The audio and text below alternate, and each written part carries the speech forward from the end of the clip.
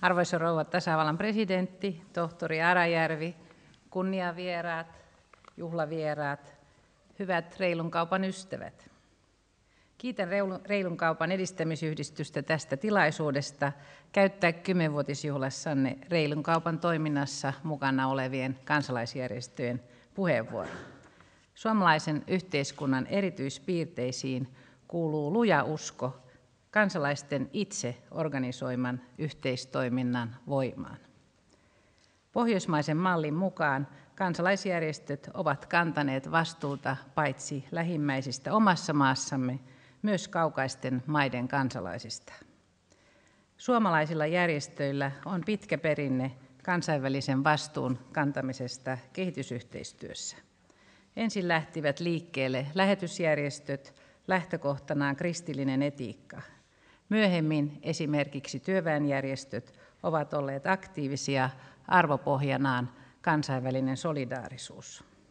Samoin useiden sivistys- ja naisjärjestöjen sydäntä lähellä ovat olleet kansan sivistystyö ja naisten tasavertaiset osallistumisoikeudet. Viimeiseen ryhmään kuuluu edustamani järjestö Marttaliitto. On luonnollinen jatkumo kansainvälisen vastuun tuntemiselle, että 2000-luvulla me haluamme yhdessä tukea reilua kauppaa. Meille suomalaisille on tärkeää mahdollisuus ansaita oma toimeentulo työtä tekemällä. Näistä lähtökohdista meidän on helppoa ymmärtää, että asia on tärkeä ja itsetuntoa kohottava myös reilun kaupan tuottajalle. Hyvät kuulijat, yhä useampi suomalainen on tiedostava kuluttaja. Hän tietää vaikuttavansa monella tavalla ympäristöönsä. Kuluttajien kanssa tiiviissä yhteistyössä toimivat neuvonta-alan järjestöt pitävät yhä ajankohtaisempana myös kotitalousneuvonnan piirissä muistuttaa kulutustottumusten vaikutuksesta lähellä ja kaukana.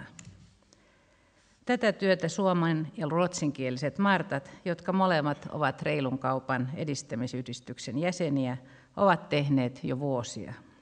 Meille reilun kaupan tukeminen on luonteva osa arjen työtä. Yhdessä Suomen kuluttajaliiton kanssa voimme nostaa keskusteluun vastuullisuuden ja kohtuuden teemoja.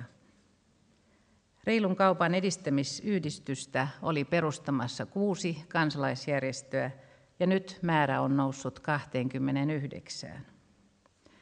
Olen iloinen siitä, että merkkiä valvova Reilun kaupan edistämisyhdistys tunnustaa selkeästi vapaaehtoistoimijoiden arvon. Työtunneissa laskettuna tuotteiden ja koko järjestelmän suusta suuhun markkinoijina niin Reilun kaupan puolesta ry:n vapaaehtoiset kuin muiden jäsenjärjestöjen aktiivit ovat tehneet erittäin tärkeää työtä yhteisen asian eteen. Pitkäjänteistä paikallistoimintaa onkin esimerkiksi jo nyt noin 10 paikkakunnalla eri puolilla Suomea. Nykyisiä positiivisia tuloksia ei olisi voitu saavuttaa ilman lukuisia vapaaehtoisia, jotka antavat asialle omaa aikaansa. Tempauksia ja erilaisia reiluun kauppaan liittyviä tapahtumia järjestettiin viime vuonna yli 1000. Kahvitaukotempaukseen osallistui yli 52 000 kahvittelijaa. Uskomme yhdessä, että tänä vuonna varmaankin 100 000 henkilön raja ylittyy.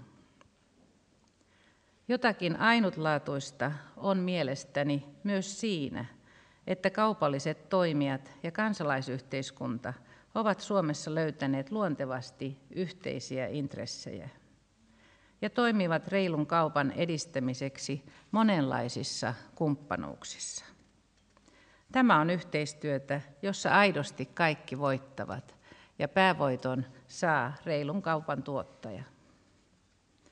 Arvoisa juhlayleisö, Marttaliiton kotitalousneuvonnan yksi kärki tänä ja ensi vuonna on eettinen kuluttaminen.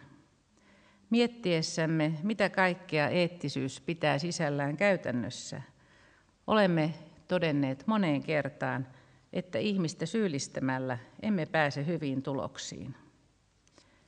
Kuluttamisen todellisista vaikutuksista on toki kerrottava kaunistelematta, mutta syyllistynyt henkilö ei välttämättä jaksa toimia pitkäjänteisesti hyvienkään asioiden puolesta, kun motivaatio tulee ikään kuin itsen ulkopuolelta. Myös henkilökohtaisesti uskon enemmän positiivisen esimerkin voimaan. Haluamme laittaa hyvää kiertämään. Kun saan itse turvan itselleni ja perheelleni oikeudenmukaisissa työoloissa, suon sen herkemmin myös muille. Olen valmis hitusen tinkimään omastani, jotta myös toisella on mahdollisuus samaan kuin itselläni. Haluan tietoisesti valita, että suosin kestävää kulutusta ja palveluja, vältän kertakäyttöä ja tuunaan. Ja ennen muuta vaikutan tietenkin ostamalla reilusti. Marttojen pitkä kokemus kampanjointi- ja neuvontatyöstä osoittaa, että ihmisillä on osallistumishalua, jos osallistuminen on arjen keskellä riittävän helppoa ja konkreettista.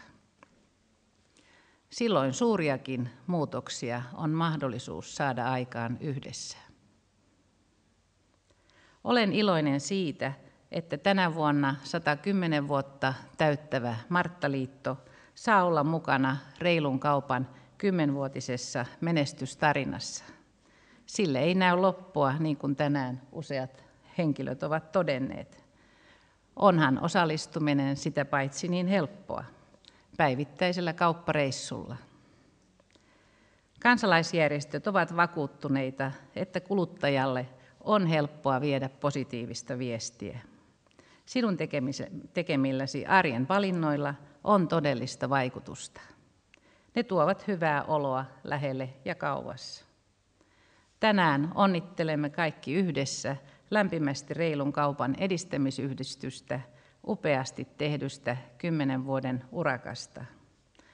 Olen varma, että meidän kaikkien yhteistyö on vasta alkutaipaleella ja paljon hyvää oloa ja positiivisuutta on vielä edessä. Thank you for your attention.